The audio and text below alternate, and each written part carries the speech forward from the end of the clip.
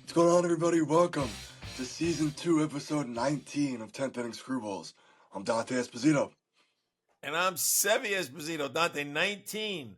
All major sports. Give me somebody number 19 that's floating around today. Yeah, so not a lot of active 19s that I like, so I'm going to give you one that I really don't like. Kadarius Toney, Mr. Drop himself. Yeah, that's pretty lame pick there. I thought you might have gone with Debo, but that's all right. Not a Debo fan. Yeah, okay. But you're a Kadarius Toney fan? No, I don't like him. Okay, so there. So why not pick Debo? All right, hey, let's start off the show making no sense. Why not? All right, why not? 19s in history, some of the 19s. Okay, the hit machine, Tony Gwynn, one of the last guys to really threaten batting 400. Just great. His approach at the plate was everything that we get excited over. Juan Soto, he was that plus even more. The Knicks, Willis Reed, one of those New York guys who deserved to have a C on his chest, a real captain, led by example, inspirational every time he went on the court. Great guy. But the only 19 really is Johnny Unitas. Changed, revolutionized what a quarterback is like in the NFL, moved out of the pocket when no quarterbacks never did. When everything was ground and pound, he was throwing downfield. Because he was mobile, he wore big shoulder pads. Nobody ever saw a quarterback with shoulder pads like that. It looked like a linebacker. But because he was out there getting banged around and there was no sliding to safety back then. He was so worshipped as a quarterback that Joe Namath in high school wore his number 19. Because that was his idol. Interestingly enough, Joe Namath goes into the Super Bowl, plays against Johnny Unitas and beats him. This is cool stuff. 3 NFL championships, Super Bowl, 3 times MVP. Johnny U, as great as they ever got. Really, really. Today we don't talk about some of the old goats. It sounds funny when we talk about the conversation of the greatest of all time. This guy needs to be in the conversation. Really, he revolutionized the game. Dante, what do we got today? Yeah, so we're going to talk about, we'll give our game of the week, like always, for the NFL. We're going to talk about some Anthony Richardson benching situation, but we're going to start with the World Series. Dodgers defeat the Yankees. You can honestly say the Yankees beat themselves. Wow. More than the Dodgers beat them, because if you look at these games, a lot of them were very winnable games for the Yankees that they just let get away. What are your thoughts on the World Series? Well, first of all, this is a transitional period for me, right? And that's why I'm wearing a Yankees hockey jersey, okay? Because the Yankees are done. Hockey begins. It's my new thing to be optimistic about because the Rangers are the best regular season hockey team in the history of ice, and they go in playoffs and lose. But for the regular season, for those 80 games, I am excited now. So this is a transitional jersey. Okay. So what do I think about the World Series? First and foremost, the better team won. Okay. That team over there is stocked. Okay. And Tyler Glasnow and Shohei Ohtani couldn't pitch. All right. And still, they were the best team on the planet.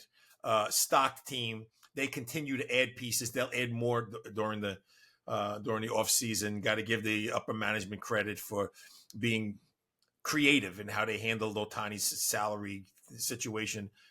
They were the better team. Okay. But that doesn't mean the Yankees couldn't have won. All right. So what are my takeaways? All right. 4 things. First, Ohtani's injury. Nonsense. Okay. I've seen Little League players do this. All right. Where they're perfectly healthy until they make a mistake. And then suddenly that leg and this and injury, blah, blah. And he's swinging. The swings he was taking, I was feeling the wind from watching on television. But then as soon as he strikes out, he walks away like this. Get out of here, drama. So that's my first take. My second take, again, 4 things. The second thing is Aaron Judge's futility. he gets tight in the big moments. You saw it when he was chasing 62 home runs. He went a month, he couldn't hit a home run. He was squeezing the pulp out of the bat. And now here again in the playoffs. The last game, he started to come around. He looked looser at the plate. I like to believe that after this debacle, he's got this under his belt, and in the future, he'll be better under pressure. But that was the second big thing. The third big thing is the big thing, the Yankees' fifth inning, okay, in the last game. That inning was the worst single inning in the history of the New York Yankees. And I'm not overblowing that. In the history of the New York Yankees, that's the worst inning. They win that inning. They get out of there with no runs, all right? And they go to Los Angeles, and Los Angeles is back on their heels, concerned, all right? Because these guys are coming from out of nowhere, and they're thinking they're going to make history here. Because that alone would have been history to get to the next day. Here, Cole pitches pretty much 7 innings without giving up an earned run. And what happens? Fly ball to center field. Judge drops it. His only error of the season. Okay? Ground ball to tough play for Volpe. Throws to third base. In a huff.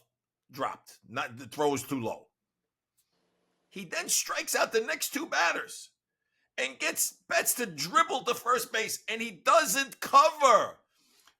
The Cardinals sin every pitcher's the ball hit to the right. Look, you as a pitcher, who I got the pleasure of coaching all those years, I never saw a ball hit to the right side of the field where you didn't run to first base. Almost like you wanted to push the first baseman out of the way. You wanted to make the play. Okay? How do you not? That changes everything. That makes you lose a World Series right then and there. I'm not saying they necessarily would have won, but that makes you lose the World Series. And the fourth point, the last point is the highlight of the World Series for me was when Mookie Betts reaching into the stands with those 2 idiots trying to steal his glove and pull him into the stands, no less. It was the most bizarre thing I've ever seen. Idiots on social media are saying Yankee fans are animals. They're making Italian jokes, which is pissing me off because they never would make it about other ethnicities and other races, but they can make it about Italians because this guy happens to have an Italian last name. Okay, pisses me off, but that's another subject for another time. Election day is Tuesday. We'll see. But so the fact that these 2 knuckleheads were mugging Mookie Betts had me laughing for 3 days. Take it away. The World Series is yours, Dante. Yeah, so I actually agree with you with the 2 fans. I think it was hysterical. If the Yankees did somehow go on a run after that, because that was game 4, which they won. If they went on a run, that they would be the MVPs of the playoffs. I mean, at that point in the series, those 2 fans did more than Aaron Judge. And those 2 fans still have done more than Ohtani in the World Series. But nobody wants to talk about that. Nobody wants to talk about how Ohtani was way worse somehow. I didn't know that was possible than Judge in the World Series. You're right. I mean, Ohtani really went to sleep, and then they want to talk about, oh, Ohtani's had a shoulder injury for months. No, he hasn't. No, he hasn't. Dante, how did he have it No, for he months? hasn't. How for months? He was stealing bases right up to the last day to set some sort of a record. He didn't have no injury. No, nonsense. It's just the big star player goes to sleep, and they want to make excuses for him. You could rip Judge because he's a choker and he's garbage, but Ohtani is just the chosen one, so we're not going to talk badly about him. I gotta say one thing that I honestly didn't believe, but now I believe it. I thought it was just an honest mistake. If you went on MLB's app, on the MLB app, you could see all the players' stats, and after the divisional series, you could see everybody's postseason stats. You could see everybody's postseason stats except for Ohtani's. If you clicked on any player, it would show postseason stats, regular season stats, career postseason stats, and so on and so forth. With Ohtani, it didn't show his postseason stats this year. Very interesting. So I'm not trying to be that guy, but yeah, I do think the MLB is trying to hide the fact that Ohtani just didn't come to play, that he was garbage, and that's not right. I get he's your star player, the face of baseball. You don't do that. Just accept that he did not show up. He did So not. that's that. I agree with you that the better team won. The Yankees were flawed the whole season. And they did beat up on the Royals. They did beat up on the Guardians. And I'm not saying they were pushover teams, but compared to the Dodgers, they weren't there. And I get the Guardians are the best bullpen in baseball, but honestly, the Yankees might have in the postseason. The Yankees beat up on Class A. And look, the Dodgers, I said this was the rematch of what should have been in 2017. The Dodgers were the more well-rounded, not more well-rounded team, but they were just the better team. I mean, Freeman went off, setting World Series records, 6 Wow. home runs in a row in World Series games for Freeman. Amazing. Insane. Insane.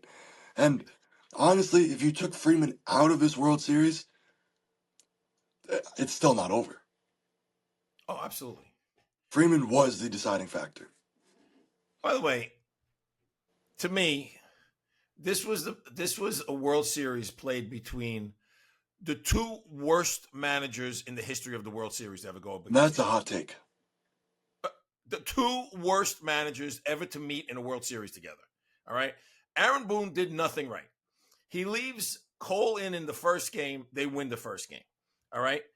When things were unraveling in that fifth inning, send out your pitching coach. Go out yourself. Calm things down. Things are getting out of control. You're sitting there chewing on seeds. Okay. He didn't know what the hell he was doing. He was out of his league. Okay. The other moron, okay, made a bunch of in-game mistakes, but the biggest one was not an in-game mistake. Giving up a game, calling it a bullpen game. Don't tell me they didn't have a starting pitcher. I understand that. But a bullpen game where you don't use any of your best relief pitchers, you save them. So you're sacrificing a game. You're punting on a game in the World Series. What did that do to put the Yankees right back in it? If we don't have that crazy fifth inning, you're going back to Los Angeles because you gave up a game for free. What the hell was he thinking? Those two guys, it's a circus on how they manage. The two worst managers to ever meet in a World Series. It's funny because the announcers were saying Dave Roberts might be one of the best World Series managers this year.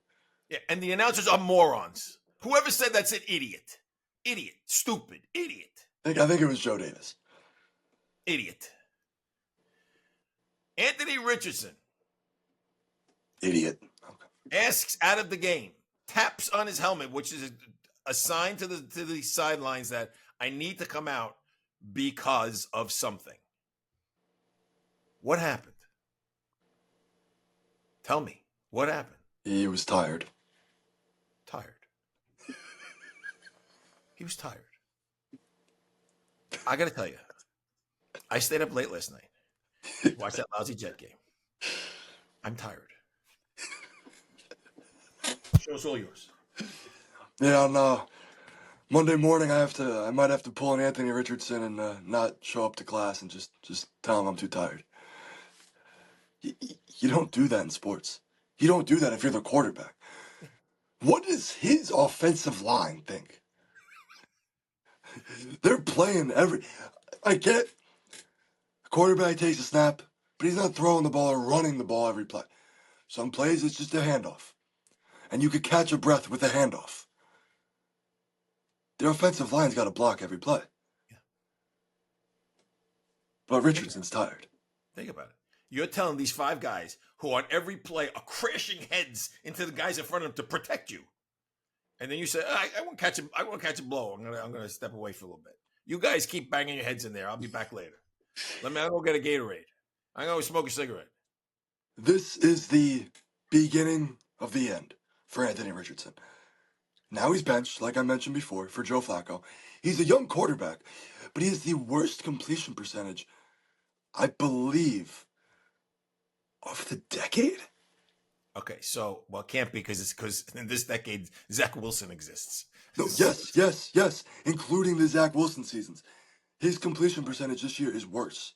Okay, so it's funny you say that because I looked up what was going on with Flacco this year. So that team is in a hunt to try to win a division. All right, and this guy is walking off the field. Okay, tapping himself on the helmet. All right. So a couple of times this year he got injured, and I wonder how injured he really was. And came out and Flacco came in. So coming into that game and into the next game, Flacco had 7 touchdowns, 1 interception, and completed 66% of his passes. All right. Richardson coming into that game, okay, had 1 touchdown and 7 interceptions and completed 44% of his passes. Okay. So whether he tapped himself on the head and went and took a nappy or not, Flacco's the right move for that team right now. Yes. He's a better quarterback. It gives him a better chance to win. But you know what? I know you'll roll your eyes, but this is a generational problem. All right. No, it is. It's a generational problem. And a lot of guys just don't understand what to do, what to say, how to behave. All right. Caleb Williams, the Bears lose on a crazy Hail Mary pass. All right. Craziness. All right. It happens. You blame the coach, blame the but part of that is because some moron who's supposed to be defending the pass is walking up the sidelines while the play is going on. Okay, while the play is going on, harassing the fans like, we beat you before the game was over. And then he had to run back into the play, and then he touches the ball wrong and knocks it out. Okay, so number one. Okay. Number two, what does Caleb Williams say about all this? Hey, I gave us the lead. I can't play defense too. If I was a defensive lineman, I'd go in the locker room now and I'd stuff him in a locker. I can't play defense too. What are you, for real? Okay. But it continues. All right. Kyle Pitts the other day running for a touchdown, drops the ball just as he's getting to the goal line. Okay. Just as he's getting to the goal line. He was a fraction away from losing a touchdown because it was too cool. Okay. But, okay. Malachi Corley for the Jets. Okay. He said, no, I'm a Jet. I'll show you how to screw up. Okay. You needed to take that one less step when you dropped the ball. So yesterday, this guy who's never smelled a touchdown in his life, okay? Well, it was cool as he's running in and he drops the ball on the 1 yard line. Look what I just did. Like he's done this all his life. He never even had a touchdown in his life. He drops the ball and what happens? The moron is standing on the sidelines after that, looked like a dummy, like, what did I do? What a dope. But it's a generational thing, and it makes me crazy. Now, not all.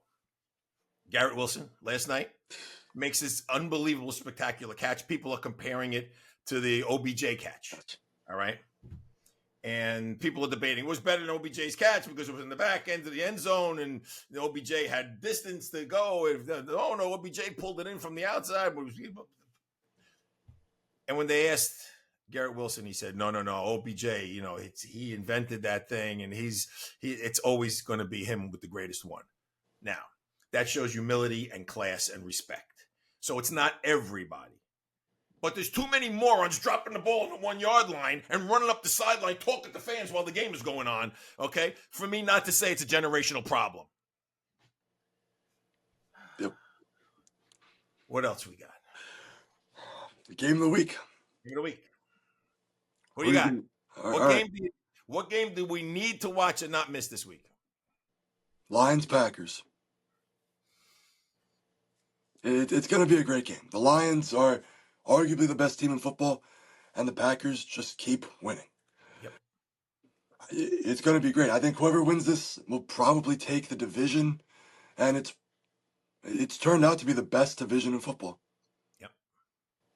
Who you got in that game? For the win, not the points.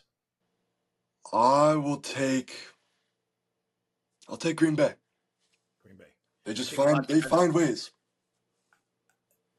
Jordan Love is questionable. I know. Well, yes, if Love plays, yeah. If he plays, fair. Okay. All right, my game. I'm going Broncos Ravens. All indications coming into the season that this should be a game that the Ravens just walk all over the Broncos. Everybody knows I don't like the Broncos because I don't like their coach, although he does a hell of a job. I've never been impressed with the Broncos, especially this year. Their young quarterback is doing fantastically. He's doing great. Okay. Bo Nix, he's doing great. And I think he has one of the best quarterback ratings in the league right now, which is hard to believe. The Ravens continue to shoot themselves in the foot. They lost another game last week that they had no right losing to the Browns. From 1 week, everybody's saying this is the best team in football. to this team just can't get it done at the end of the day. I think it's an important game for them. All right. And certainly important for Denver if they have any aspirations of making the Mhm. playoffs. And by the way, I picked Denver in this one. Wow. Yep. I'm picking Denver. Well, to go off of that, Baltimore's pass defense, very shaky. Yep. Bo Very. Nix, I think that the Broncos might have the best defense in football. Very good defense. And if Bo Nix could play like he's been playing, then yeah, the Broncos definitely have a shot. And Bo Nix, we talk about Jaden Daniels a lot because he's been fantastic and he had Yeah. the Hail Mary and all that. But Bo Nix is right up there with him. Yeah. And it surprised me because I'll admit, I said Bo Nix is not it. But he's proven me wrong these last couple of weeks. And again, I don't like Sean Payton, but he's got a knack when he picks a quarterback, it's because he sees something in him that he could work with. Yep. And he's done it in the past. So it looks like he's doing it again. Dante, I think that's it. It takes us to that part of the show we call Yesterday, Today, Before, and After. When Dante talks about something that's on his mind that's going on now, and I talk about something that's on my mind that I'm reminiscing about from the past. Dante, take it away. I'm going to be honest. I was going to save this for a couple episodes down the road, but it's still on my mind. It's still fresh. It still kind of hurts. So I'm going to talk about Soto. The Yankees should not re-sign Soto. Here's why.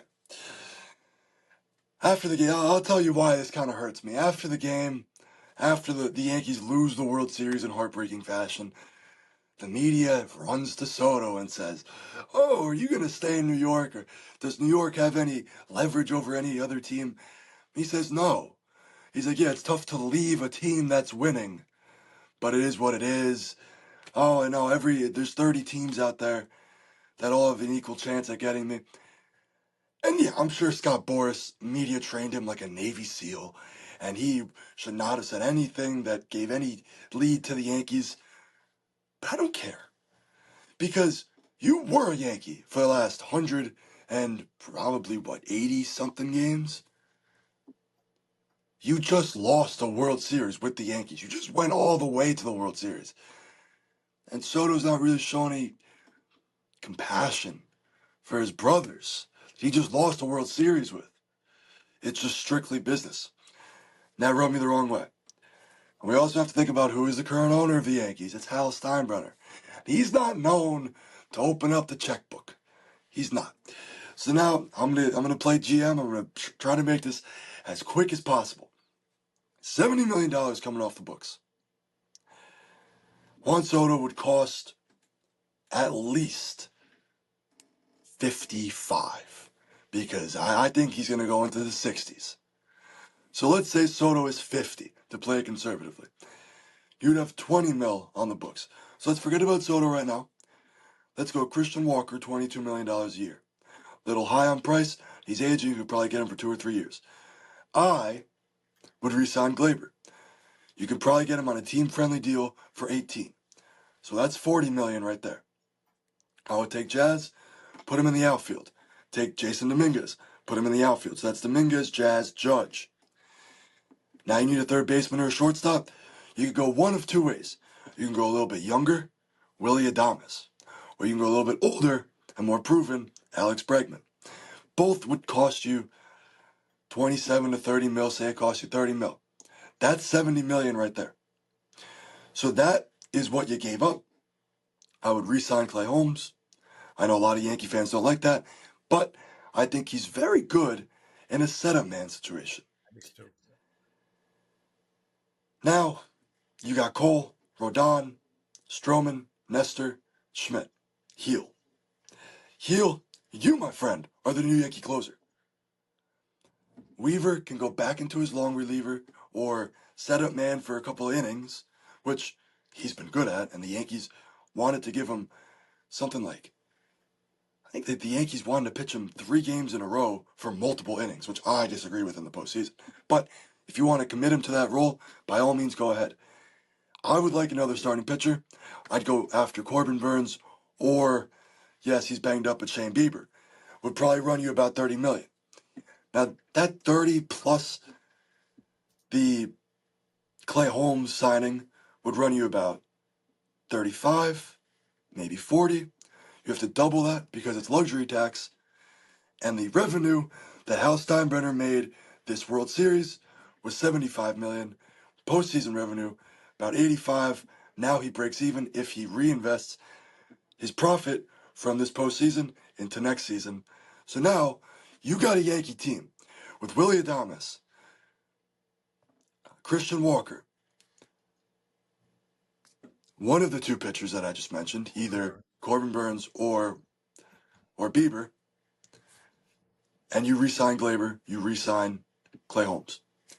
Tell me that's not a better team than it just would be if you put in Glaber and maybe Soto. I'm sorry, Soto and maybe Glaber. Or Soto and Christian Walker. You get an ace who would be your number two behind Cole. You would get reinforcements around the infield. You would get Willie Adames, who's 27 years old, or Alex Bregman, who's 30, and he's won before. You would have a team that truly competes with the Dodgers. And this team would no doubt go to the World Series again next year. Because that's how you build a team. By spending. The Dodgers spent boatloads of money to everybody. This is how you got to do it. And you don't need Soto to do it. And Hal will still break even. That's how to rebuild the Yankees. Retool the Yankees. Because they don't need a rebuild. They need a little retool. You need a change at first base. You need a middle infielder. You need a third baseman. And that's how you do it. Since you started to major in finance, you confused the life out of me because I can't do anything with the numbers. I'm going to say something really quick about everything you just said. You know, you're a great teammate. You always were a great teammate and very loyal. And I'm not surprised that Soto's reaction to those questions bothered you. I'm not surprised. What he should have said, without saying anything that's going to hurt his negotiating, he could have clearly said, "Hey guys, not now. We just finished the World Series. Now's not the time." That's what he should have said. Not 30 teams equal. Everybody's got an equal stance. A mistake. I agree with you. All right, so the Yankees lose the World Series, and to your point, they have a pretty good roster. Certainly, were a good team. They got all the way to the World Series.